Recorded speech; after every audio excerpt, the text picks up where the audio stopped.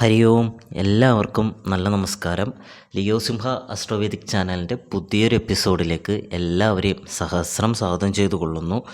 ഇന്നത്തെ നമ്മളുടെ ഈ വീഡിയോ പ്രധാനമായിട്ടും ഗണപതി ഭഗവാന് നൽകുന്ന വഴിപാടുകളും അതിൻ്റെ ഫലങ്ങളും പറ്റിയിട്ടാണ് ഇന്നത്തെ ഈ വീഡിയോയിൽ പറയുന്നത്.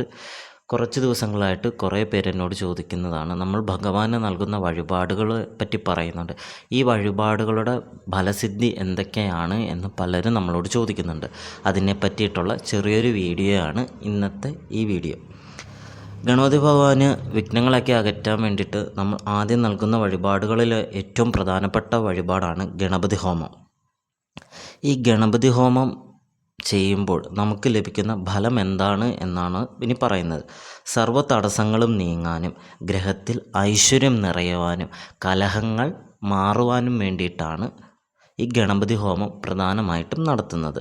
അപ്പോൾ ഗണപതി ഹോമം നടത്തുന്നത് സർവ്വ തടസ്സങ്ങൾ മാറി ഗ്രഹത്തിൽ അല്ലെങ്കിൽ ആ ഭവനത്തിൽ ഐശ്വര്യങ്ങൾ നിറയുവാനും കലഹങ്ങളൊക്കെ ഇല്ലാതാക്കി സന്തോഷത്തോടു കൂടിയുള്ള ഒരു ജീവിതം ആ ഭവനത്തിൽ ഉണ്ടാകാൻ വേണ്ടിയിട്ടാണ് ഗണപതി ഹോമത്തിൻ്റെ പ്രാധാന്യം.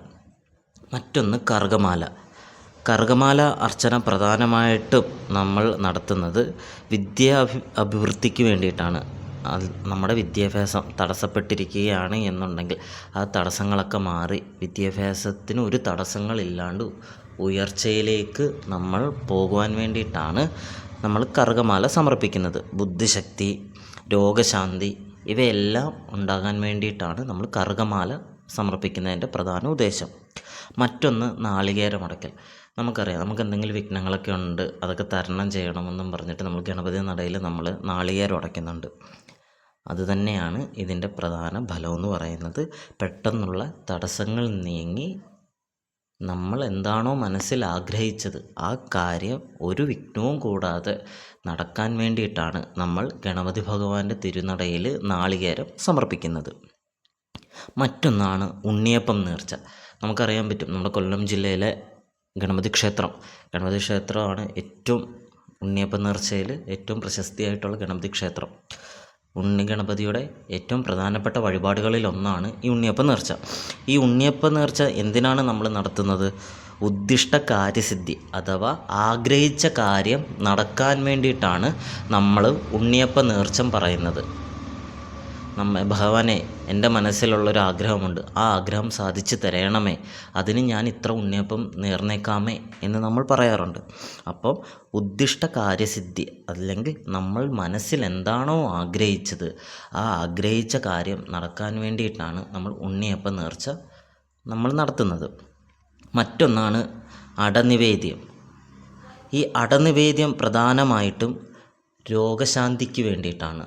അസുഖബാധിതരായിട്ടുള്ളവർക്ക് സുഖകരമായിട്ടുള്ളൊരു ജീവിതം മുന്നിലേക്കുണ്ട്, അതിനകത്ത് വേണ്ടിയിട്ട് നമ്മുടെ ഈ രോഗങ്ങളൊക്കെ മാറാൻ വേണ്ടിയിട്ടാണ് നമ്മൾ ഈ അടനിവേദ്യം പ്രധാനമായിട്ടും നടത്തുന്നത്.